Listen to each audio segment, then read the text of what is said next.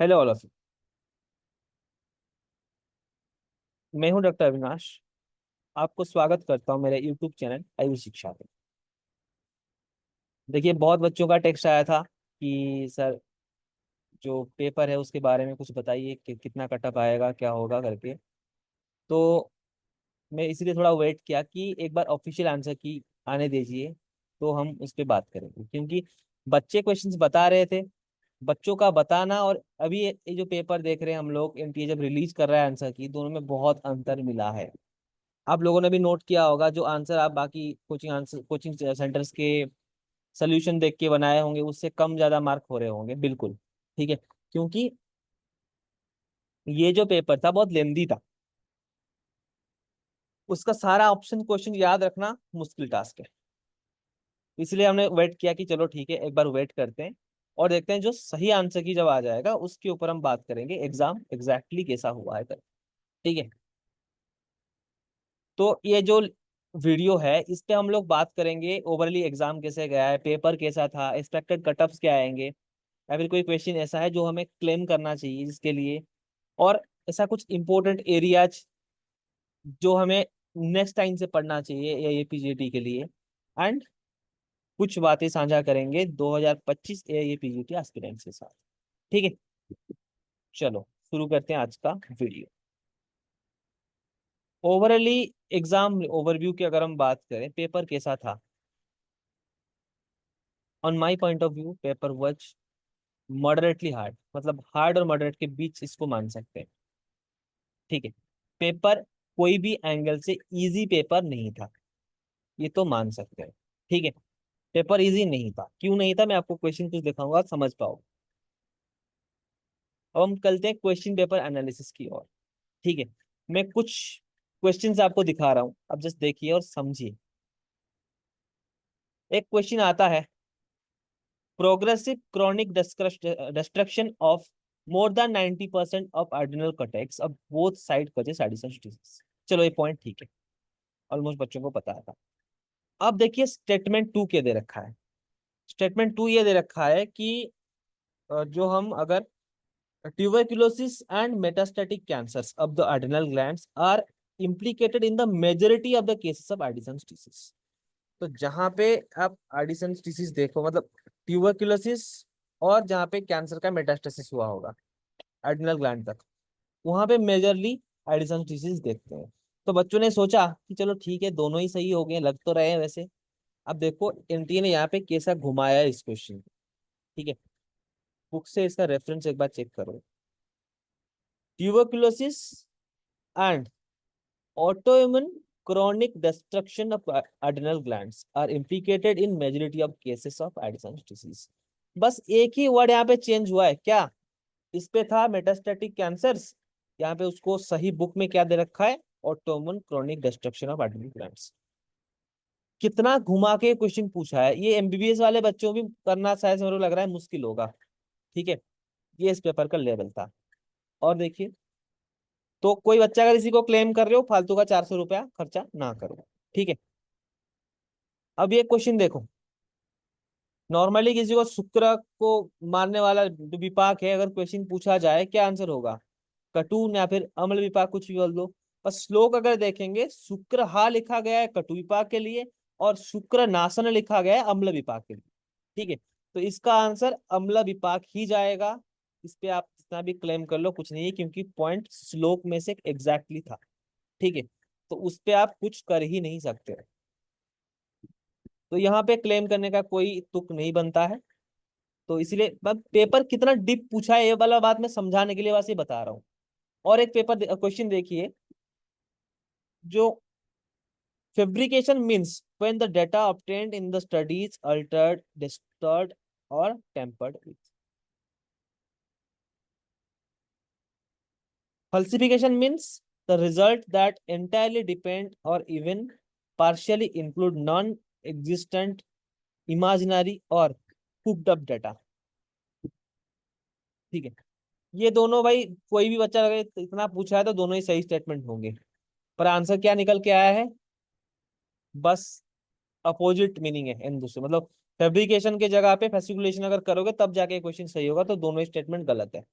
तो ये question solve करना इतना इजी तो नहीं था, ठीक है।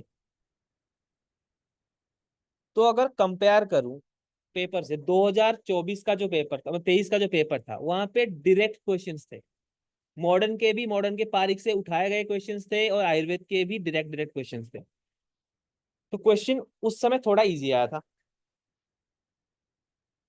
जो हमारा बैच का पेपर था 2022 का पेपर था, उसमें हम देखते हैं उसमें क्वेश्चन टफ आया था। और क्वेश्चन घुमाया कहाँ पे था, लघु संहिता के एरिया जो थे उसमें क्वेश्चन में ट्विस्ट मिला था। पर इस पेपर में हम देख रहे हैं कि ट्विस्ट कहाँ मिला है, मॉडर्न के क्वेश्चन को बहुत ज्यादा घुमा फिरा के दिया गया है। जो एग्जैक्टली पढ़ के करना तो मुश्किल है, ये कोई भी कोचिंग वाले नहीं पढ़ाए होंगे कि ये सारे क्वेश्चंस, क्योंकि बहुत ही डीप क्वेश्चन पूछा है। और इस लेवल की तैयारी मॉडर्न में अगर करने चलेंगे हम लोग, आयुर्वेद की क्वेश्चन भूल जाएंगे, ठीक है। ऐसा नहीं बोल रहा हूँ कि पेपर में मार्क लाना डिफिकल्ट है, बच्चों ने अच्छा किया है, डेफिनेटली किया है, क्योंकि इजी क्वेश्चंस आयुर्वेद के पार्ट से बहुत सारे थे, ठीक है। पर जो मॉडर्न वाला हिस्सा था और स्टेटमेंट वाले क्वेश्चन थे, सच में कंफ्यूजिंग थे और लेंदी थे। क्योंकि बच्चे जब बता रहे थे आके पेपर, तब हमें ये बात समझ में नहीं आ रही थी। जब पेपर हम देख रहे हैं ना, तो समझ में आ रहा है।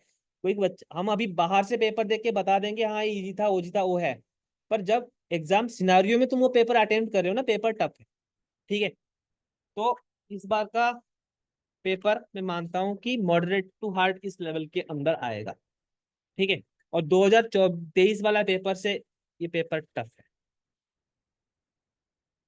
तो एक्सपेक्टेड कटअप्स क्या जाएंगे, सीधी बात है। आप, ये मेरा पर्सनल ओपिनियन है, आपको तो ये बात पता होगा, इस बार करीब 5,000 बच्चे एग्जाम दिए नहीं है, ठीक है, क्योंकि वो एलिजिबल नहीं हुए थे। लास्ट ईयर 25,000 करीब बच्चों ने एग्जाम दिया था, इस बार 19,000 बच्चों ने एग्जाम दिया है। तो उस लॉजिक से और ये पेपर देखते हुए मुझे लगता है जो कट ऑफ है ना, लास्ट ईयर से इस बार कम जाए, ठीक है। और जाना भी चाहिए, जो पेपर बना है उसमें बिल्कुल कट ऑफ कम जाना चाहिए लास्ट ईयर के कंपैरिजन में देखें। जी, कि लास्ट ईयर में जो बच्चे 330 पार कर रहे थे उनका रैंक टॉप 100 में आ रहा था, ऐसा था। इस बार उसमें थोड़ा, मतलब मैं बोलता हूँ बहुत ज्यादा अंतर तो नहीं होगा, पर 4-5 मार्क में तो अंतर आएगा। जो लास्ट ईयर का कट ऑफ गया था ना, उसमें आप 5 मार्क कम करके हिसाब करो, ठीक है। तो मेरे हिसाब से ये इस बार के कट ऑफ उस रेंज में आना चाहिए, ठीक है। हाँ, कहाँ क्लेम करना चाहिए, देखो इस बार नॉर्मली हम भी सपोर्ट करते हैं बच्चों का भला हो। मैं कभी ये नहीं बोलूंगा किसी बच्चे का मार्क कम हो जाए, और कोई टीचर ये नहीं चाहता, हम सब चाहते हैं अपने बच्चों का मार्क बढ़ जाए, ठीक है। पर क्लेम जब हम कर रहे हैं, थोड़ा इसका सिर पैर देख के इस चीज को क्लेम करें। फालतू के 400 रुपए बहुत बच्चे देने का कोई लॉजिक नहीं बनता है, ठीक है। अगर क्लेम करना है, जिस क्वेश्चन पे लगता है कि हाँ ये हो सकता है, तब जाके करो। फालतू में क्लेम करना है, नाम से क्लेम करने का कोई लाभ ही नहीं है, बस आप एनटीए को और पैसे देते जा रहे हो, बस वही वाली बात है, ठीक है। मेरे को एक पेपर में से ना, जो मैंने क्वेश्चन अभी बोला है, फास्ट के 2-3 क्वेश्चंस, बहुत बच्चों ने उसको क्लेम कर भी दिया है। एंड वो क्लेम एक्सेप्ट नहीं होगा मेरे को जितना लगता है। पर आपको ये पता होना चाहिए कि इसके क्लेम हो चुके हैं, तो जो पहले मैंने क्वेश्चंस बता रखा है, उसका क्लेम करने से आपको फायदा कुछ नहीं है। आप ना करो तो ज्यादा अच्छा है, ठीक है। क्योंकि अगर वो होगा तो हो सकता है, मतलब क्लेम तो ऑलरेडी हो चुका है, तो और पैसे देने का कोई लाभ तो होना नहीं है, ठीक है। पर हाँ, ये जो क्वेश्चन है आप देखो, कार्सिनोमा स्टोमक का जो क्वेश्चन आया था, इसका जो ऑप्शंस, एक तो आंसर की में दे रखा है प्रोक्सिमल पार्ट, ठीक है। पर अलग अलग बुक्स में एंट्रम भी है, प्रोक्सिमल पार्ट भी है, दोनों है। बेलियन लॉ में आप देखोगे रीजन के हिसाब से अलग अलग बता रखा है, एक तो मतलब एशियन सबकॉन्टिनेंट के लिए लिखा है, दूसरा यूएसए वाले उस एरिया के लिए लिखा गया है। तो ये जो क्वेश्चन है, ये बिल्कुल चैलेंज करो, इस पे लगता है कि चेंज होने की जरूरत है, क्योंकि रेफरेंसेस एग्जैक्ट मैच कर रहे हैं, ठीक है। तो इस क्वेश्चन पे क्लेम हो तो चुका है, पर मैं बोलता हूँ अगर करना है तो कर भी दो, क्योंकि ये कंसिडर होने का अच्छा खासा चांसेस है, तो इस पे आपको क्लेम करना चाहिए।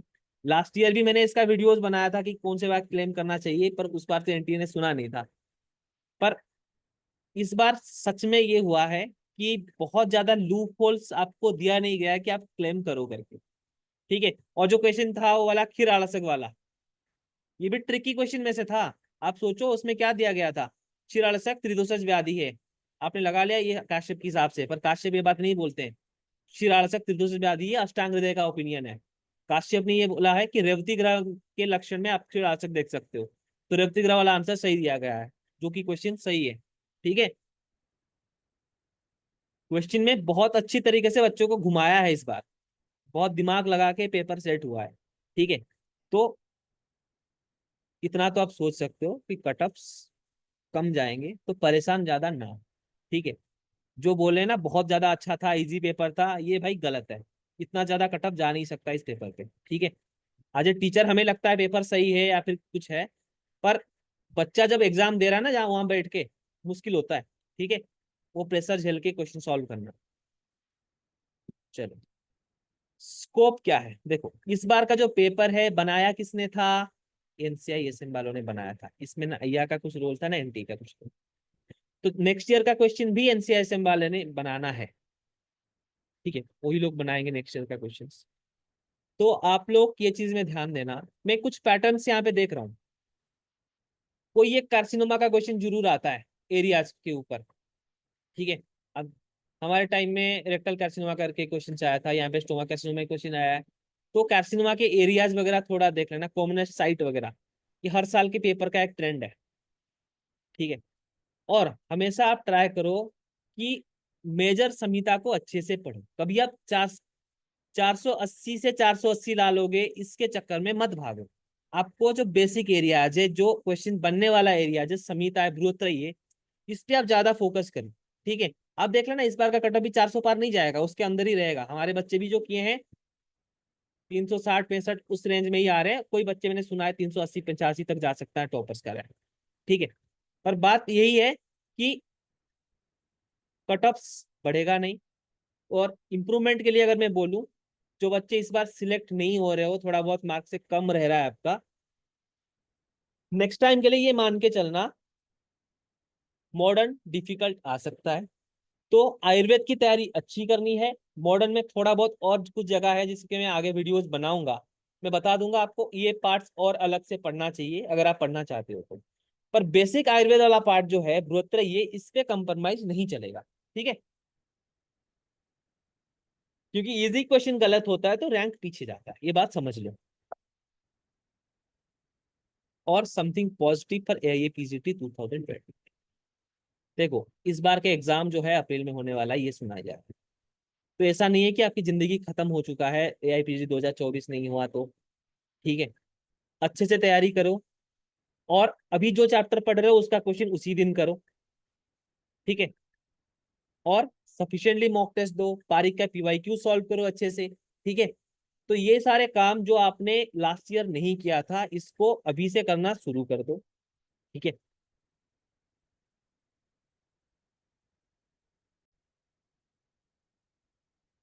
और एक इंपॉर्टेंट बात, ये पॉजिटिव भी मान सकते हो और एक चैलेंज भी मान सकते हो इस बात को।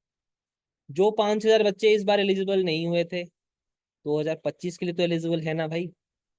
तो 25 में कंपटीशन ज्यादा रहेगा इस बार के कंपैरिजन में। ठीक है, तो पढ़ाई अभी से शुरू करो। एग्जाम खराब हुआ अच्छा हुआ, अब तो आपको पता चल गया कितना मार्क आने वाला है। तो अभी टाइम वेस्ट ना करके फिर से एक अच्छी लेवल की तैयारी शुरू कर दो, सो दैट आप टॉप रैंकर्स में से आओगे, बस सिलेक्शन नहीं लोगे, ऐसा वाली बात ना हो। ठीक है, नेक्स्ट, अगर आपको लगता है कि कोई क्वेश्चन में हम कुछ क्वेरी रख सकते हैं, कुछ क्लेम कर सकते हैं, और आप हमें हमारे टेलीग्राम चैनल पे इसको आपको टेलीग्राम चैनल ज्वाइन करना है, इसका लिंक तो हमें यहाँ पे दे रखा है, और व्हाट्सएप नंबर भी यहाँ पे अवेलेबल है। आप हमें टेक्स्ट करो, सारे रेफरेंसेस भेजो, हम इसको क्रॉस चेक करते हैं, अगर लगता है हम उसको क्लेम करेंगे। हम आप लोगों के सपोर्ट में है, ऐसा नहीं कि स्टूडेंट का मार्क कम हो हम चाहते हैं, पर जो सही हो उसको हम सपोर्ट करेंगे। ठीक है, मतलब आप रेफरेंसेस भेजो जो आपको लगता है, फिर हम उस पर बात करते हैं। और कोई भी क्वेरीज हो, कोई भी दिक्कत हो, आप हमें इस नंबर पे टेक्स्ट कर सकते हो जो आपके स्क्रीन पे अभी अवेलेबल है। ठीक है, wish you all the best, और हमारे इस चैनल को सब्सक्राइब कर लो। आगे आपको कहाँ जाना है, कौन सा कॉलेज का कौन सा सब्जेक्ट लेना है, किस कॉलेज का क्या सीट अच्छा है, ठीक है, कौन सा कॉलेज का स्टाइपेंड का सीन कैसा है, और इस बारे में अगर आपको कोई भी क्वेरीज हो तो आप हमें आराम से पूछ सकते हो, हम आपको रिस्पॉन्ड करेंगे। ठीक है, तो आगे की क्वेरीज के लिए आप इस नंबर को सेव कर लो, चैनल का सब्सक्रिप्शन कर लो, तो चैनल सब्सक्राइब कर लोगे तो फर्दर हम इसके ऊपर भी वीडियोस बनाएंगे कि कौन सा कॉलेज का क्या सीट अच्छा है, और आपके रैंक के हिसाब से कौन सा कॉलेज आपको मिल सकता है, इसके बारे में हम लोग फिर से बात करेंगे, ठीक है। क्योंकि अभी काउंसलिंग का भी रिजल्ट का आना बाकी है, फिर काउंसलिंग है, फिर जाके ज्वाइनिंग है, 1-2 महीना का और टाइम है। इसमें चेंजेस आने, मतलब इन्फॉर्मेशन बहुत सारे अलग आने वाले हैं, तो हम उसको अपडेट करेंगे। तो आप टेलीग्राम चैनल ज्वाइन कर लो। एंड जो लोग 2025 की भी तैयारी कर रहे हो, और हमसे कंटैक्ट करना चाहते हो, तो आप कंटैक्ट कर सकते हो, ठीक है। चलिए, wish you all the best, bye bye, नमस्ते।